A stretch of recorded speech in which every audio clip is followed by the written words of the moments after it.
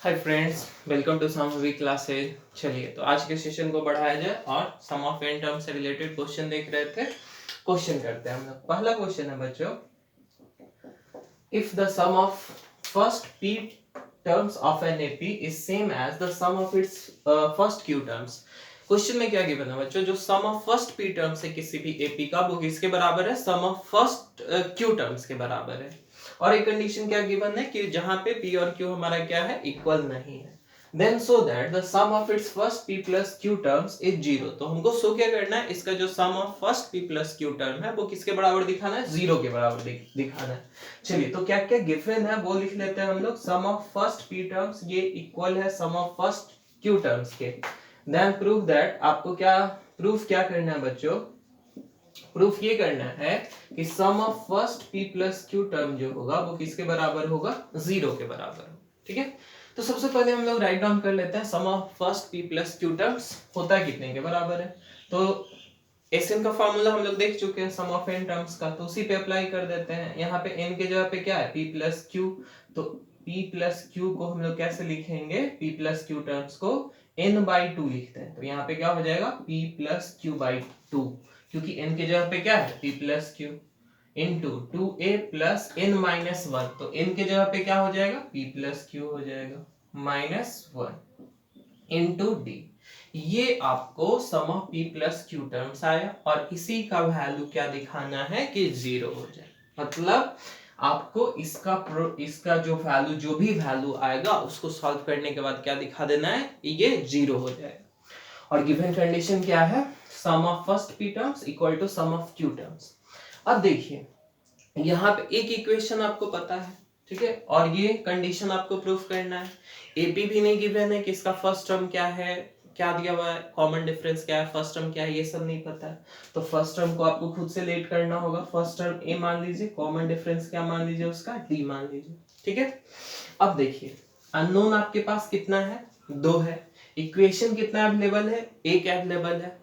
तो क्या a और d का एग्जैक्ट वैल्यू यहां से हम निकाल सकते हैं, नहीं, बिल्कुल नहीं, क्योंकि ये एक कंडीशन है। एक कंडीशन से a और d हम लोग नहीं निकाल सकते। और यहाँ पे अननोन मेरा क्या है, a और d अननोन है।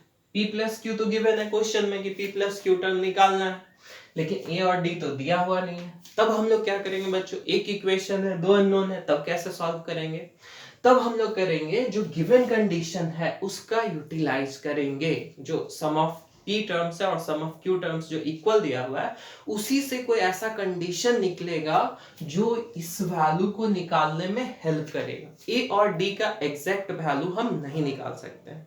तो जो गिवन कंडीशन है उस कंडीशन को पहले यूटिलाइज करते हैं, कहां तक वो हेल्प कर सकता है हमें। तो क्या गिवन है बच्चों, आइए देखते हैं। SP sum of first p terms को कैसे लिख सकते हैं, n बाई 2, मतलब p बाई 2, n के जगह पे क्या आ गया, p 2a plus p minus 1 into D. और सेम एज इसके जगह पे क्या आ गया आपका, सम ऑफ q टर्म्स के जगह पे क्या लिख सकते हैं, q by 2 into 2a plus q minus 1 into d. अब देखिए ये 2 से ये 2 कैंसिल हो जाएगा, क्योंकि ये पूरे ब्रैकेट में है, ये भी पूरे ब्रैकेट में है, और 2 दोनों के नीचे में है, कैंसिल आउट हो गया। इधर बच गया p, इधर 2a, मल्टीप्लाई कर दीजिए तो ये क्या आ गया 2ap, और ये p से चूंकि ये ब्रैकेट में है तो इससे भी मल्टीप्लाई हो जाएगा, तो p into p minus 1 equal to same as q को भी इधर मल्टीप्लाई कर दीजिए तो ये क्या आ गया 2aq आ गया plus q into q minus 1 into D. इस q से इसको भी मल्टीप्लाई कर दिए क्योंकि ये भी ब्रैकेट में था। अब ध्यान दीजिए, अब इससे आपको एक ऐसा रिजल्ट लाना है जो कि इसके हेल्पफुल में हो, इसका हम लोग यूज कर सके। तो फर्दर इसको सिंप्लीफाई करते जाते हैं। ठीक है, यहाँ पे a दिख रहा है हमको 2a और 2a, यहाँ पे d दिख रहा है। तो ऐसा करते हैं बच्चों, a के टर्म और d के टर्म को सेपरेट कर लेते हैं। ठीक है, तो a वाला टर्म इसमें है और a वाला टर्म इसमें है, तो ये a वाला टर्म को इधर लेके चले जाते हैं, और d वाला टर्म इस पूरे में है, इस d वाले टर्म को इधर ले आते हैं। तो ये कितना हो जाएगा, ये इधर चला आया, तो 2a इधर भी था और 2a इधर भी था। ठीक है, तो ये 2a हम कॉमन कर लिए, और इधर कितना था p, और इधर से ये 2aq गया, तो ये क्या हो जाएगा, अच्छा एक स्टेप चले बच्चों और कर ही देते हैं। तो ये क्या हो जाएगा 2ap माइनस का 2aq हो गया, और इस टर्म को इधर ले आए, तो ये क्या हो गया q into Q minus one into d, ये इधर वाला टर्म था, ये इधर से आएगा तो क्या हो जाएगा p into P minus one into d. अब देखिए 2a यहाँ पे है कॉमन, इसको कॉमन कर लीजिए, तो यहाँ पे क्या बचा p माइनस क्यू। अब देखिए d यहाँ पे भी है, d यहाँ पे भी है, d को फर्दर कॉमन कर लीजिए या लास्ट में ही कॉमन कर लेते हैं d को। अब यहाँ पे देखिए d कॉमन ही कर ले तो ज्यादा अच्छा है। अब q से इसको मल्टीप्लाई कर दीजिए, तो ये क्या हो गया q square, q into minus one, minus का q माइनस। अब देखिए p इंटू पी क्या हो जाएगा माइनस का p स्क्वायर, और चूंकि माइनस है ब्रैकेट ओपन होगा तो p माइनस और ये माइनस क्या हो जाएगा प्लस हो जाएगा, प्लस का p, और ये d तो कॉमन कर रखे हम लोग यहाँ पे। चलिए अब यहाँ पे फर्दर सिंप्लीफाई करते हैं बच्चों इसको, तो ये क्या आ गया p माइनस क्यू आ गया d। अब देखिए यहाँ पे Q square minus P square दिख रहा है, ए स्क्वायर माइनस बी स्क्वायर के फॉर्मूले पे ये आ जाएगा माइनस।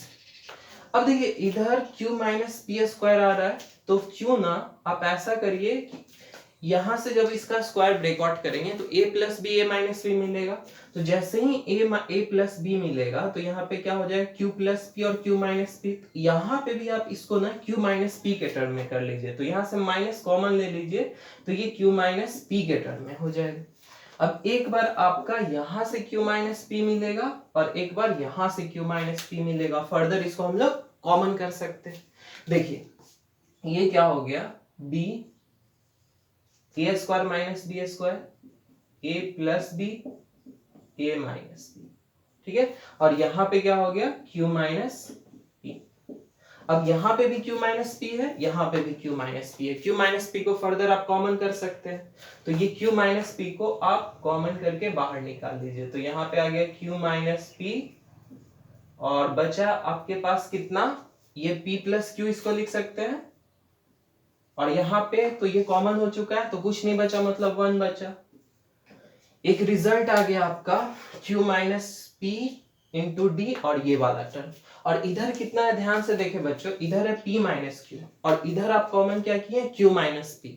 इन दोनों को सेम करने के लिए यहाँ पे क्या करिए माइनस को कॉमन कर लीजिए, तो यहाँ से यदि आप माइनस कॉमन करते हैं तो ये क्या आ जाएगा माइनस का 2a q माइनस पी, और ये q माइनस पी ये q माइनस पी से क्या हो जाएगा कैंसिल होगी। तो आपके पास रिजल्ट क्या आ गया बच्चे माइनस का 2a बराबर d into P plus Q minus one. अब जरा इस रिजल्ट को ध्यान से देखिए, यहाँ पे क्या लिखा हुआ है p plus Q minus one into D, और यहाँ पे भी क्या लिखा हुआ है p plus Q minus one into D, और इसका वैल्यू कितना है माइनस 2a के बराबर है। तो अभी देखे थे हम लोग कि इक्वेशन एक ही था, लेकिन जब इसको हम बोले थे कि सॉल्व करेंगे तो कुछ रिजल्ट आएगा जो यहाँ पे हम लोग अप्लाई कर सकते हैं। तो यहाँ पे जो ये वाला वैल्यू आया किसके बराबर आ गया माइनस 2a के बराबर, और यहाँ पे सेम वैल्यू यहाँ पे दिख रहा है हमको, तो क्यों ना इस वैल्यू के जगह पे इतना हम लोग प्लेस कर दे माइनस 2a। तो चलिए इसमें sum of p plus q terms में हम वैल्यू प्लेस करते हैं, तो sum of p plus q terms में जब इसका वैल्यू प्लेस करेंगे तो देखिए क्या आ जाएगा, ये तो 2a गिवन था और ये इसके जगह पे माइनस 2a लिख रहे हैं, माइनस 2a इसको लिख देते हैं इक्वेशन 1 और यहाँ पे लिख देते हैं यूजिंग इक्वेशन 1 के हेल्प से। अब देखिए ये प्लस का 2a ये माइनस का 2a कैंसिल हो गया, तो जब कभी भी ऐड और सब्ट्रैक्ट में हम लोग करते हैं, ऐड सब्ट्रैक्ट करते हैं तो हमारा क्या बनता है, उसका रिमाइंडर क्या बचता है 0, लेकिन जब मल्टीप्लाई या डिवाइड में हम किसी को कैंसिल करते हैं ऐसे तो उसका प्रोडक्ट 1 बचता है जब कुछ नहीं बचता है, और एडिशन और सब्ट्रैक्शन में जब रिजल्ट कुछ ना बचे इसका मतलब क्या हो गया 0, मतलब ये आ गया वैल्यू हमारा क्या चीज 0, सिंपली कह सकते हैं 2a में से 2a कैंसिल हो गया 0 बचा। तो ये रिजल्ट इतना इंटू इतना 0 आ गया, तो ये 0 किसी भी नंबर से मल्टीप्लाई करेंगे वो क्या हो जाएगा 0 हो जाएगा, मतलब sum of p plus q terms आपका कितना आ गया 0 आ गया, और यही आपको दिखाना था कि sum of p plus q terms क्या हो गया इसका 0 दिखाना था। तो क्वेश्चन बस थोड़ा सा ट्रिकी था, आसान था, इसको कर सकते थे, ठीक है। चलिए आई होप समझ में आया होगा, नहीं आया होगा तो वीडियो को थोड़ा सा पीछे करके एक बार फिर से देख लीजिएगा। चलिए अब हम लोग मूव करते हैं अगले क्वेश्चन पे। आज के जो भी क्वेश्चन है बच्चे इंपॉर्टेंट क्वेश्चन है, इसलिए एग्जाम के व्यू से ये इंपॉर्टेंट है, ठीक है, इसको अच्छे से समझ के बनाइए। चलिए सेकेंड क्वेश्चन पे आते हैं। सेकेंड क्वेश्चन क्या गिवन है, the ratio of sum of m and n terms of AP। इस बार AP के सम ऑफ m और n टर्म्स का रेशियो गिवन है आपके पास। चलिए देखते हैं सेकंड क्वेश्चन क्या कह रहा है। सारे क्वेश्चन इंटरेस्टिंग है। चलिए सेकंड क्वेश्चन की तरफ आते हैं। The ratio of the sum of m and n terms of an AP is m square is to n square. Then find the ratio of its mth and nth term. आपसे find करने के लिए कह रहा है इसके mth और nth term का रेशियो निकालिए। ठीक है, कब? गिवन कंडीशन क्या है? जब sum of first m terms और सम ऑफ n टर्म्स का रेशियो आपके पास गिवन। कितना गिवन है? m square is to n square. ये गिवन है आपके पास और ये निकालने के लिए कह रहा है। चलिए जो निकालना है पहले हमको वो वैल्यू हम लोग लिख लेते हैं। कभी भी कोई भी क्वेश्चन हो हमको ये पता होना चाहिए कि जाना क्या है। तो जाना है हमको m is to n के रेशियो के पास, और m is to n होता क्या है हम लोग उसको लिख लेते हैं। तो am को बच्चों कैसे लिख सकते हैं? First term a plus m minus one into D. n को कैसे लिख सकते हैं? a plus n minus one into D. मतलब हमको इसका रेशियो निकालना है। ठीक है, और गिवन कंडीशन क्या है? ये है गिवन कंडीशन।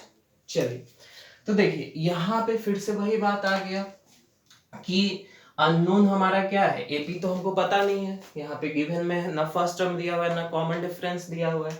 तो ए और डी तो हमारा क्या हो गया? अननोन हो गया। तो फर्स्ट टर्म को ए मान लिया और कॉमन डिफरेंस को डी मान लिया। अब देखिए बच्चों, जब तक ए और डी का वैल्यू हमारे पास नहीं रहेगा तब तक m और n तो गिवन है, क्वेश्चन में गिवन है, लेकिन अननोन क्या है? a और d।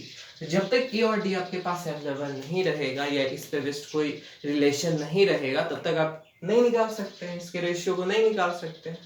इसी के लिए a और d के लिए यहाँ पे आपको रिलेशन दिया हुआ है। ठीक है, जैसे ही इस रिलेशन को हम लोग आगे प्रोसीड करेंगे तो कोई ना कोई रिलेशन आएगा। जैसे पिछले इक्वेशन में देखे थे, एक हेल्प मिला जिसके वजह से वो सारा टर्म क्या हो गया? जीरो हो गया। तो उसी तरीके से यहाँ पे हम लोग देखेंगे कि इसको सॉल्व करेंगे फर्दर तो कुछ न हेल्प मिलेगा। ठीक है, तो यदि यहाँ पे हमको दिख रहा है a और d जो है, a और d अननोन है, a और d अब एक इक्वेशन है, a और d एक इक्वेशन से तो निकल नहीं पाएगा। दो अननोन एक इक्वेशन तो हम लोग सॉल्व नहीं कर पाएंगे। तो चलिए इसको बढ़ाते हैं, देखते हैं क्या हेल्प मिलता है। तो सम ऑफ m टर्म्स को कैसे लिख सकते हैं? m by two into two a plus m minus one into d divided by sum of n terms. तो n by two two a plus n minus one into d, ये किसके बराबर है? m square is to n square. अब देखिए एक m इधर और एक m इधर, एक m से एक m कैंसिल हो गया और एक m इधर और एक m इधर, ये भी हमारा क्या हो गया? कैंसिल हो गया। चलिए 2 से 2 को भी कैंसिल हम लोग कर सकते हैं। तो 2 से 2 को भी हम लोग क्या कर दिए? कैंसिल कर दिए। अब यहाँ पे देखिए बच्चों क्या बचा? 2a plus m minus one into d, 2a plus n minus one into d equal to क्या आ गया? m इज टू n आ गया। अब जरा जाना कहाँ था वो देख ले हम लोग। तो जाना है यहाँ पे क्या है? a plus m minus one into D. नीचे में क्या? a plus n minus one into D. और इधर रिजल्ट देखे तो इधर क्या दिख रहा है? 2a plus m minus one into D. देखिए बच्चों थोड़ा सा का डिफरेंस आ गया। यदि यहाँ पे ये 2a हमको रहता या यहाँ पे a का रहता value a plus m minus one, तो इसका सीधा रेशियो क्या आ जाता? m इज टू n आ जाता।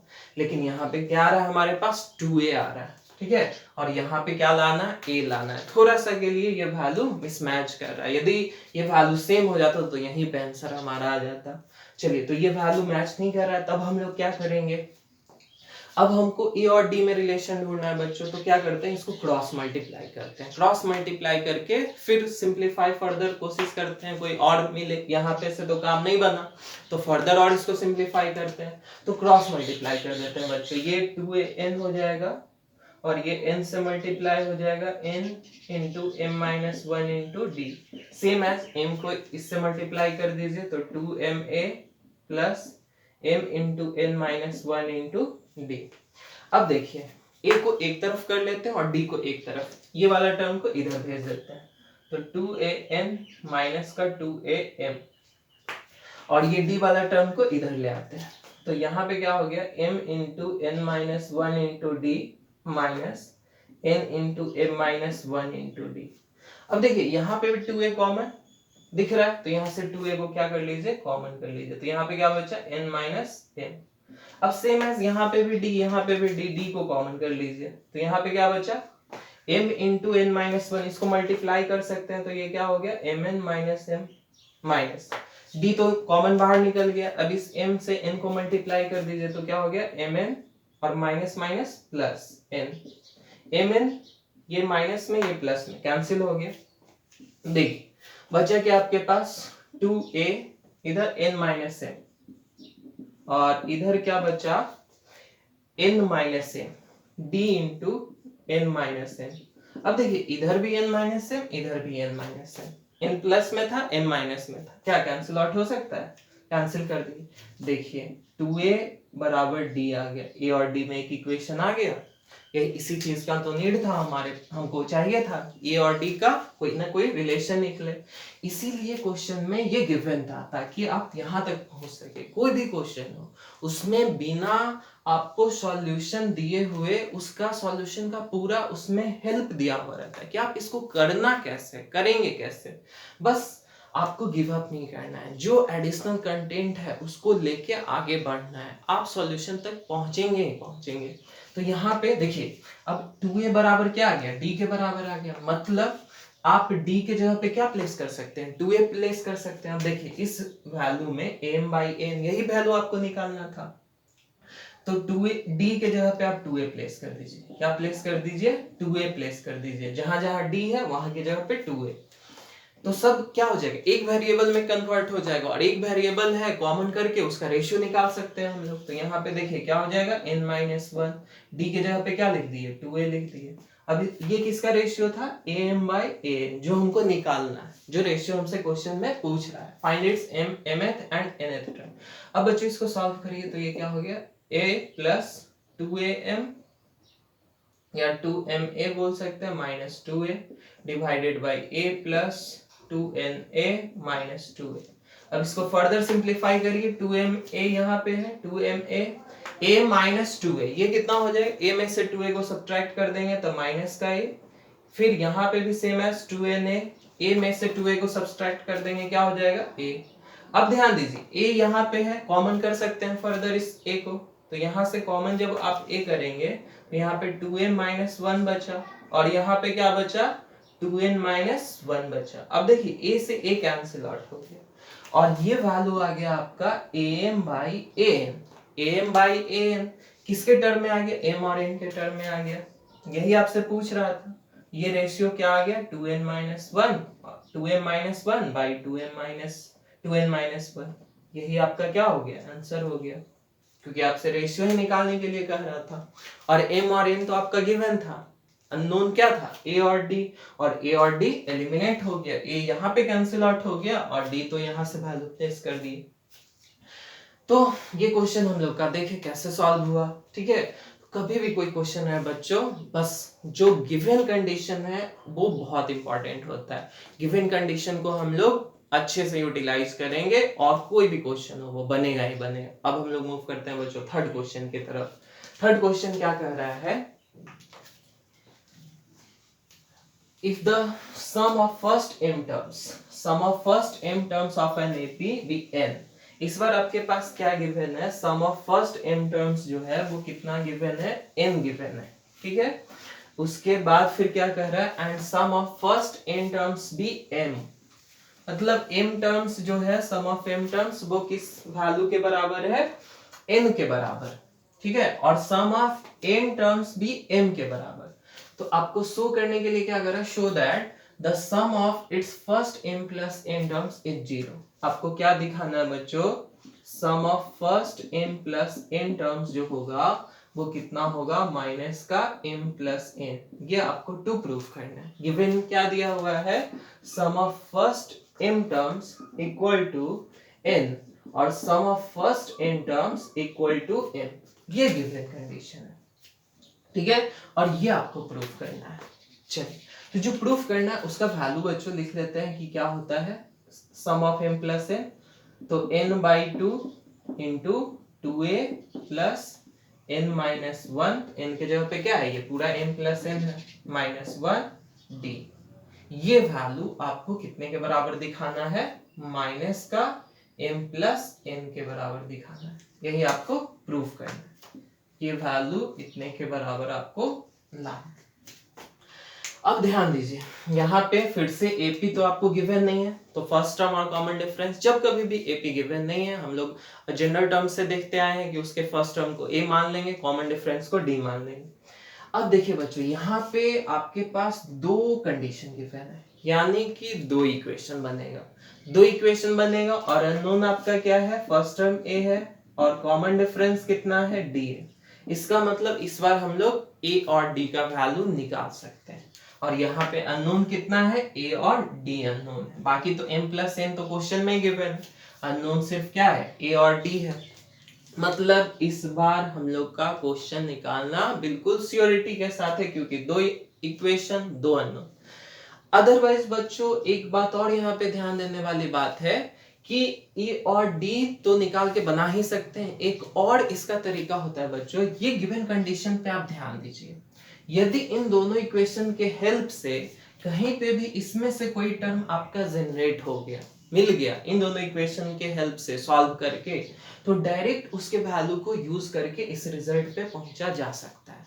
ठीक है, तो ए और डी भी निकाल सकते हैं इससे, और डायरेक्ट इस रिजल्ट का जो जहां पे आपको जाना है, जो प्रूव करना है, यदि इसको सॉल्व करते हुए बीच में कहीं पे आपको ये सब टर्म दिखा तो डायरेक्ट आप उसका यूज कर दीजिए। तो देखते हैं बच्चों इस क्वेश्चन में क्या गिवन है और उसका यूज कैसे कर सकते हैं।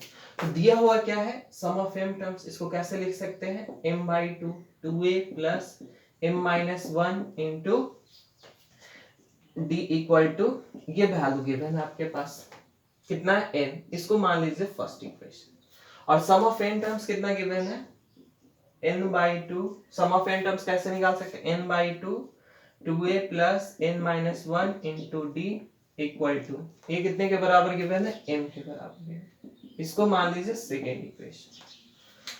अब देखिए बच्चों दो इक्वेशन है, तो क्या कैसे करते हैं हम लोग, सॉल्व कैसे करते हैं वैल्यू को, ए और डी का इक्वेशन हम लोग निकालते हैं। ठीक है, तो इक्वेशन कोफिशिएंट ए का हम लोग क्या कर लेते हैं, सेम कर लेते हैं, या डी का सेम कर लेते हैं।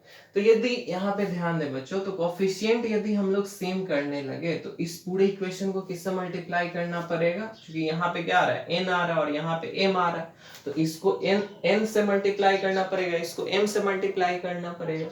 तो क्या करते हैं ना, इसको हम लोग a के और d के वैल्यू को निकालने से बेटर हम लोग यहाँ पे क्या करते हैं, इस इक्वेशन 1 में से 2 को सब्ट्रैक्ट कर लेते हैं।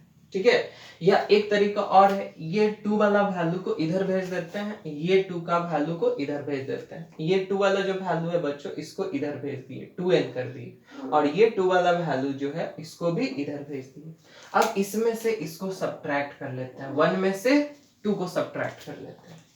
तो देखिए यहाँ पे 2a है, यहाँ पे 2a है, ये 2a हमारा क्या हो गया, कॉमन हो गया, 2a को हम लोग क्या कर लिए, फर्दर कॉमन कर लिए। यहाँ पे क्या बचा, m बचा, और उसमें से किसको सब्ट्रैक्ट किए हैं, n को।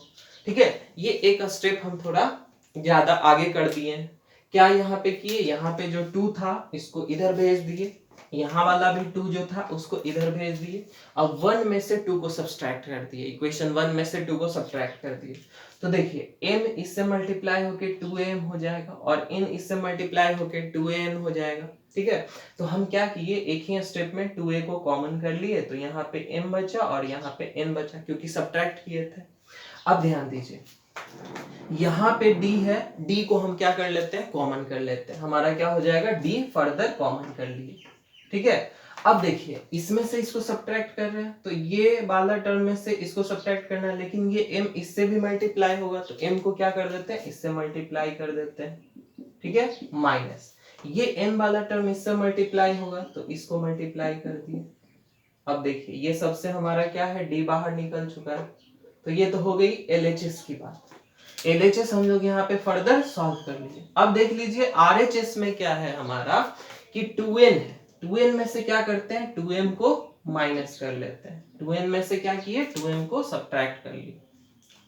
अब यहाँ पे आपको ध्यान देना है कि m माइनस n आ रहा है, n माइनस m आ रहा है। ठीक है, तो कुछ ऐसा कॉमन वैल्यू आपको करना है जो कैंसिल आउट हो सके। चलिए फर्दर इसको सिंप्लीफाई कर लेते हैं। तो 2a m minus n plus d, इसको सिंप्लीफाई करिए बच्चों तो ये क्या आ जाएगा, m square minus m minus n square plus n। यहां से 2 कॉमन कर लीजिए तो क्या बचा, n माइनस m बचा। अब देखिए यहाँ पे क्या आ गया, 2a m minus n plus d, m square minus n square, ये एक फॉर्मूला बन गया किसका, a square minus b square का। इसको एक साथ लिख लीजिए, यहाँ से माइनस को कॉमन कर लीजिए तो ये क्या हो गया, m माइनस n हो गया। माइनस कॉमन कर लिए तो m का साइन प्लस n का साइन माइनस, ठीक है। ये 2 n माइनस n, यहाँ से माइनस कॉमन कर लेते हैं। माइनस कॉमन कर लेने से ये भी m माइनस n हो जाएगा और इधर भी m माइनस n है और यहाँ से भी एक m माइनस n निकलेगा तो वो क्या हो जाएगा, कैंसिल आउट हो जाएगा।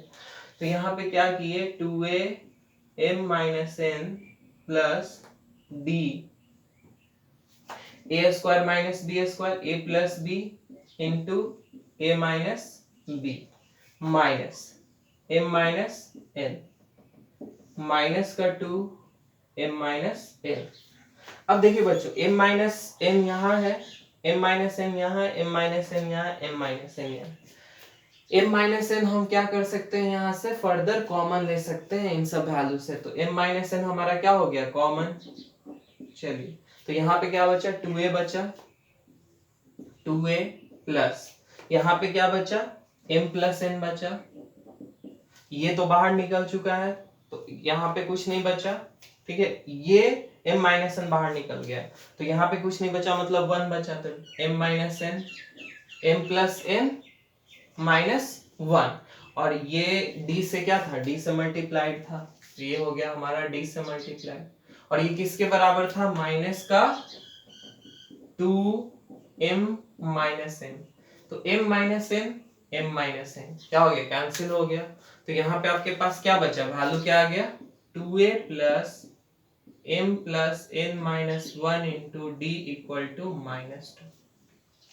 अब देखिए बच्चों क्या बताए थे कि जब आप इस इक्वेशन को लेके आगे बढ़ेंगे तो कुछ ऐसा टर्म आएगा जहां पे आपको जाना है। देखिए आपको जाना कहाँ है, 2a plus m plus n minus 1 into D, और यहाँ पे दिख रहा है 2a plus m plus n minus 1 into d, same term दिख रहा है। इसके जगह पे क्या प्लेस कर सकते हैं, -2 प्लेस कर सकते हैं, ठीक है। तो इस इक्वेशन में आप क्या प्लेस कर दीजिए, जो sum of m plus n terms आपको लाना था, sum of m plus n term, ये कितने के बराबर था, m plus n by 2 into 2a plus m plus n minus 1 into d, m plus n by 2, और इतना के जगह पे आप -2 प्लेस कर सकते हैं इन सारे वैल्यू के जगह पे। अभी आप इस इक्वेशन को सॉल्व करके यहाँ लाएं तो ये क्या हो गया, -2। अब 2 से ये 2 कैंसिल हो गया और माइनस यहाँ पे मल्टीप्लाई हो जाएगा तो ये क्या आ गया, माइनस का m प्लस n, ये किसके बराबर आ गया, sum of m plus n terms के बराबर आ गया, ठीक है। अब देखिए यहाँ पे मेरे पास 2 ऑप्शन था। एक ऑप्शन था कि a का कोफिशिएंट या d का कोफिशिएंट सेम करके वहां से a और d का वैल्यू निकालते फिर सॉल्व करते, लेकिन वो बच्चों काफी लेंदी होता, इसीलिए यहाँ पे क्या किए, 1 में से 2 को सब्ट्रैक्ट कर लिए जिससे a और d में एक रिलेशन आया, ठीक है। हम a वाले टर्म को एक तरफ रखे, d वाले टर्म को दूसरे तरफ रखे, ठीक है। a और d से रिलेट कर लिए, a और d वाले टर्म को सेपरेट भी कर सकते थे। यहाँ पे हम लोग क्या किए, a वाले टर्म को एक तरफ सेपरेट कर लिए और d वाले टर्म को एक तरफ सेपरेट किया, और फर्दर जब उसको सॉल्व किया बच्चों तो एक ऐसा कंडीशन आया कि 2a plus m plus n minus 1 into D का वैल्यू कितने के बराबर दिखा, -2 के बराबर, और उस वैल्यू को हम इस इक्वेशन में पुट किए तो ये 2 से 2 कैंसिल हो गया और माइनस का m प्लस n आ गया जो कि हमको लाना था। तो ये क्वेश्चन बहुत इंपॉर्टेंट क्वेश्चन है बच्चों, अक्सर बोर्ड एग्जाम्स में आते रहता है ये क्वेश्चन, तो आप लोग इस क्वेश्चन को अच्छे से समझेंगे। एक बार ना समझ में आए 2-3 बार इसको समझेंगे, खुद से ट्राई करेंगे क्योंकि ये बहुत इंपॉर्टेंट है, इस टाइप के क्वेश्चन पूछे ही जाते हैं। चलिए तो अब आज के सेशन का लास्ट क्वेश्चन करते हैं। ये बड़ा आसान क्वेश्चन है बच्चों, इतने थोड़े से लेंदी क्वेश्चन के बाद एक आसान सा क्वेश्चन ही है। चलिए अब इसको सॉल्व करते हैं, ठीक है। तो ये क्वेश्चन है क्या बच्चों, ये बेसिक है, ये क्वेश्चन आप लोग तुरंत कर सकते हैं। क्या कह रहा है, find the sum of all natural number lying between 100 and 500 which are divisible by 8, जो किससे डिविजिबल हो, 8 से डिविजिबल हो। मतलब 100 और 500 के बीच में जो नंबर हो उसका सम निकालिए, कौन सा नंबर जो 8 से डिविजिबल हो, किससे डिविजिबल हो, 8 से। कहां से कहां, 100 से 500 के बीच में ऐसा कितना नंबर होगा जो 8 से डिविजिबल होगा, और उन सारे नंबर्स का आपको क्या निकालना है, सम निकालना है। ठीक है, तो चलिए ये तो बेसिक क्वेश्चन है। जनरल टर्म में भी हम लोग ऐसा क्वेश्चन किए थे कि यदि 8 से डिवाइड करना है तो क्या किए थे हम लोग, 8 से डिवाइड कर लिए थे। तो 12 8 जा हम लोग जानते हैं 96 होता है, तो रिमाइंडर कितना आ रहा है, 4। तो अब 100 में 4 तो सब्ट्रैक्ट कर नहीं सकते हैं क्योंकि वो 2 डिजिट हो जाएगा, और क्वेश्चन में 3 डिजिट पूछ रहा है। तो आप इस 4 को क्या इस 8 के मल्टीपल में करना होता है, तो 8 के मल्टीपल में ऐड करने के लिए, मल्टीपल में लाने के लिए क्या ऐड करना होगा, 4 ऐड करना होगा। तो ये कितना आ जाएगा, 8। तो ये 4 ऐड कहाँ करेंगे आप, इस नंबर में करेंगे। तो पहला नंबर आपका जो 8 से डिविजिबल आया वो क्या आ गया, 104 आ गया। दूसरा, इसमें 8 ऐड कर दीजिए तो 112। तीसरा 120, इसी तरीके से। चलिए लास्ट निकालना है, तो फिर से लास्ट वाले को 8 से डिवाइड करिए, तो कितना आ जाएगा, 8 6 जा 48, रिमाइंडर 2, 8 2 जा 16, 4। मतलब कितना बच रहा है, रिमाइंडर 4 बच रहा है। तो 4 यदि आप इस 500 में से सब्ट्रैक्ट कर ले वो तो 8 से एग्जैक्टली डिविजिबल हो गया। तो लास्ट नंबर आपको पता चल गया 496। ठीक है, अब देखिए ये आपका एक एपी फॉर्म हो गया। ठीक है, हिडन एपी था, हिडन एपी था, क्वेश्चन में गिवन नहीं था कि ये एपी है, लेकिन आप एपी निकाल लिए। अब इसका क्या करना है, सम ऑफ एन टर्म्स निकालना है। देखिए बच्चों, हम सम ऑफ एन टर्म्स का दो फॉर्मूला बताए थे। पहला कि जब हमको लास्ट टर्म नहीं दिया हुआ रहे तब कैसे निकालते हैं, तो उसका फॉर्मूला क्या था, Sn equal to n/2 2a plus n-1 into d, जो कि अभी हम लोग फर्दर बहुत सारा क्वेश्चन में यूज किए। जिसका लास्ट टर्म गिवन है बच्चों, उसके लिए हम लोग क्या देखे हैं, n/2 first term plus last term. ठीक है, तो यहाँ पे देखिए फर्स्ट टर्म भी पता है, लास्ट टर्म भी पता है इस एपी का, तो ये वाला फॉर्मूला ही हम लोग लगा सकते हैं आसानी से। इससे भी आ जाएगा, नो डाउट, इससे भी सॉल्व होगा, लेकिन ये फॉर्मूला ज्यादा आसान होगा। अब देखिए यहाँ पे एक चीज का कमी है बच्चों, फर्स्ट टर्म तो पता है, लास्ट टर्म भी पता है, नंबर ऑफ टर्म्स नहीं पता है कि कितने नंबर ऑफ टर्म्स है। तो ये हम लोग जनरल टर्म वाले एक्सरसाइज में, प्रीवियस एक्सरसाइज में हम लोग अच्छे से सीख चुके हैं कि नंबर ऑफ टर्म कैसे निकालते हैं। हमको नहीं पता कितने नंबर ऑफ टर्म्स है, n मान लेते हैं। ठीक है, तो an बराबर a plus n-1 into D होता है। देखिए यहाँ पे सारा वैल्यू अवेलेबल है। an हमारा क्या होता था, लास्ट टर्म, लास्ट